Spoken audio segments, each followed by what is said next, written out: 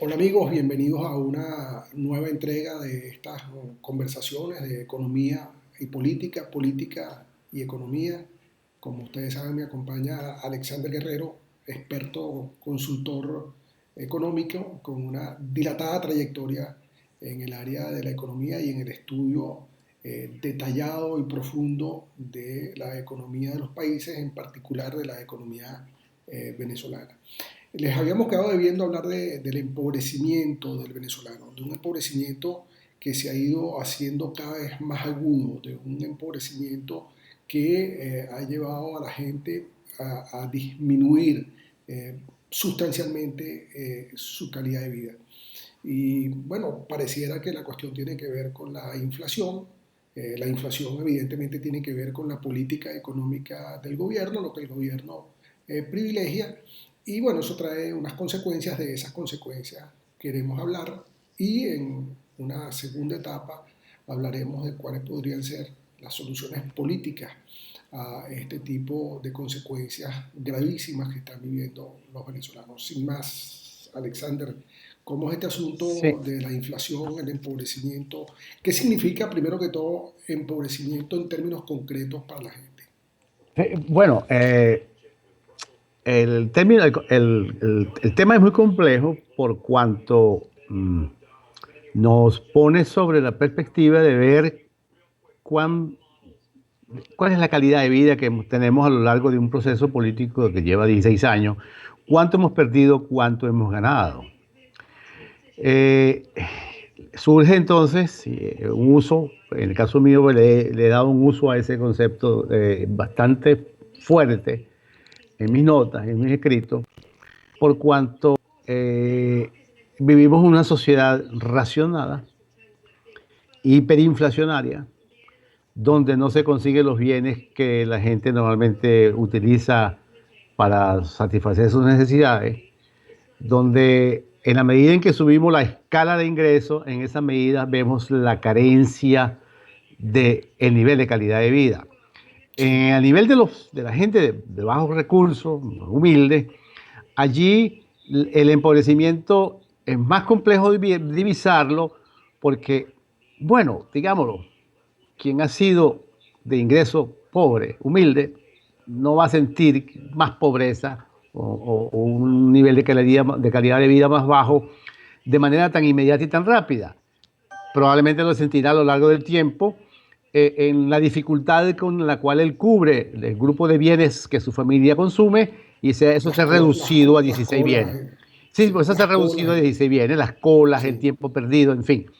Pero donde el empobrecimiento ha sido realmente un fenómeno social importante es de los que llamamos las clases medias de los sectores B y C y D hacia abajo. Eso es lo que sería el sándwich, la parte del centro que es lo que se ha empobrecido. Hemos visto allí dos grandes corrientes. La corriente migratoria, ha ido un número de venezolanos alrededor de 1,5 millones, fundamentalmente los sectores medios. O sea que la población venezolana en general se ha empobrecido porque ha salido alrededor del 5% de la población de los que vivían en condiciones mejor del resto que se ha quedado. O sea que ya estadísticamente Venezuela es un país más pobre. Pero a eso le pega entonces un proceso que ya no es inflacionario per se, como hablábamos anteriormente, inflaciones persistentes, sino un fenómeno aún mucho más agudo, más fuerte en términos del impacto social que tiene, que es la hiperinflación. La hiperinflación también se define como un proceso de rápido empobrecimiento, pero que detrás subyace a una contracción de la economía. Ahora, son pocos los economistas que dicen que en Venezuela hay hiperinflación. Tú uno de ellos. Ha habido una especie de discusión soterrada, ¿no? Muy abierta, en torno a definir lo que es hiperinflación. Eh, la gente me ha preguntado, pero no se ven los ceros están escondidos. El gobierno prohibió la publicación de la hiperinflación. Se medía hiperinflación aproximadamente a partir de 36% mensual. Estamos en esos números ya, pero en un proceso donde los precios todos comienzan a cambiar a una gran velocidad, y cuando hablamos de precio, inclusive hablamos del salario como precio. Pero Sí, con las regulaciones en Venezuela en términos salariales, en términos de contratos, en términos de precios, con el control de precios, veíamos que caía el poder de calidad, el nivel de vida de la gente, porque se deprecia el bolívar y cae el poder de compra, cada vez compras menos, pero no vemos los ceros. Sin embargo, vemos los mismos efectos de la hiperinflación que se dan de manera natural cuando los ceros aparecen. La respuesta mía es, los ceros están pero escondidos. Bueno, la primera escondida fue quitarle los 3 ceros que le quitaron para llegar a Bolívar fuerte, pero sí. otra vez estamos hablando de miles. Exacto, de miles. Los precios en Venezuela son en miles. Sí, y el segundo elemento de una hiperinflación es la escasez. ¿Y cómo se produce la escasez? Por dos vías. Primero porque se produce menos, se importa menos porque hay severos problemas, serios problemas en balanza de pagos, no hay cómo importar. Pero donde vemos esto es que la gente lo que hace es que sustituye el bolívar, sustituye la moneda por bienes. O sea, la gente compra bienes para guardarlo porque sus precios están cambiando diariamente, semanalmente, mensualmente. Y sale del dinero porque el dinero se está depreciando de manera muy rápida. Entonces el dinero, la gente pierde confianza en el dinero, un papel que no sirve, que compra poco y que va fundamentalmente a comprar los precios regulados y ahí en las enormes colas. Y entonces el precio que no sube en los regulados lo vamos a ver en los supermercados, en los abastos, cuando se va a los precios que no están regulados.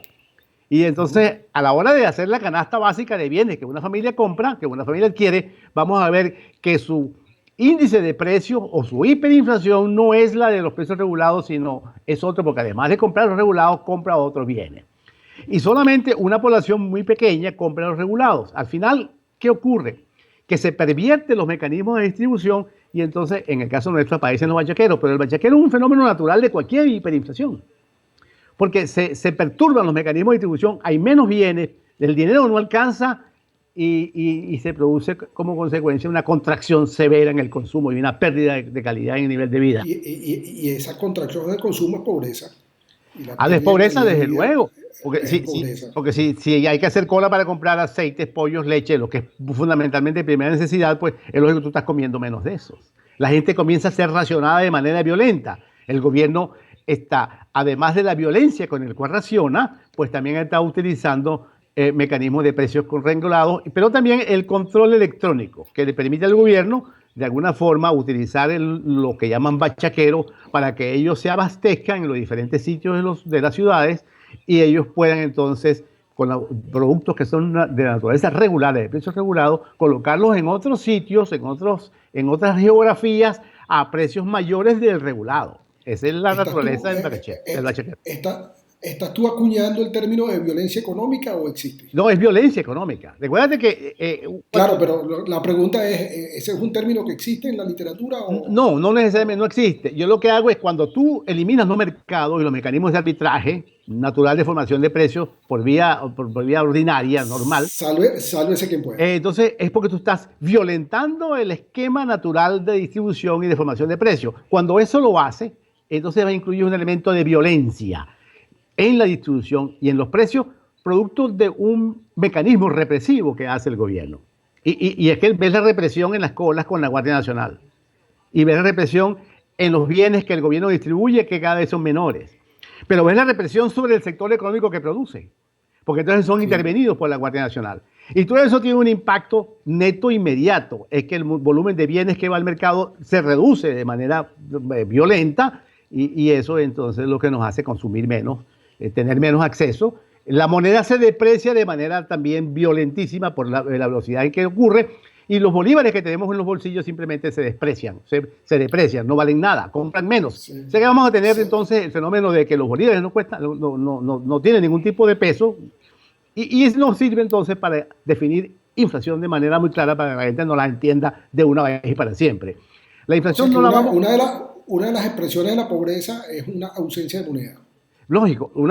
Acuérdate que la moneda es un compromiso de naturaleza jurídica entre el Banco Central y el resto del país, que le da al Banco Central la confianza de que él lo puede imprimir, pero también le exige al Banco Central que como él imprime la moneda, él tiene que cuidar que los precios no se coman la moneda. Entonces nos permite... Y eso no está pasando. Y eso no está pasando. Nos permite definir la inflación. Podemos decir entonces que el Banco Central de Venezuela es un agente de empobrecimiento. Pero con toda libertad. Y nos permite definir inflación para que la gente no la comprenda de manera firme. Es un proceso continuo de pérdida de poder de compra de la moneda. Diferente a aquel concepto viejo de inflación que es un precio continuo de subida de precios, que es un concepto que no tiene sexo definitivamente, que no Ahora, significa nada.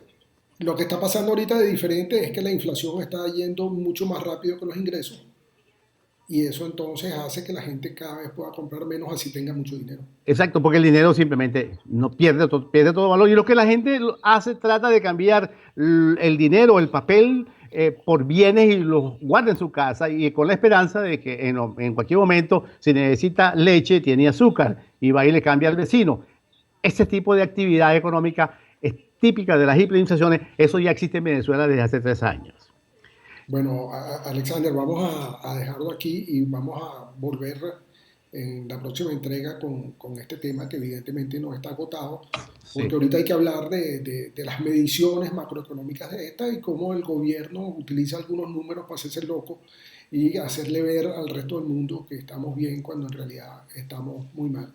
Bien amigos, hasta una próxima entrega que va a ser muy pronto en este asunto del empobrecimiento y de cómo podemos dar recomendaciones para que Venezuela salga de esta espiral de empobrecimiento en la cual está sumergida. Volvemos pronto.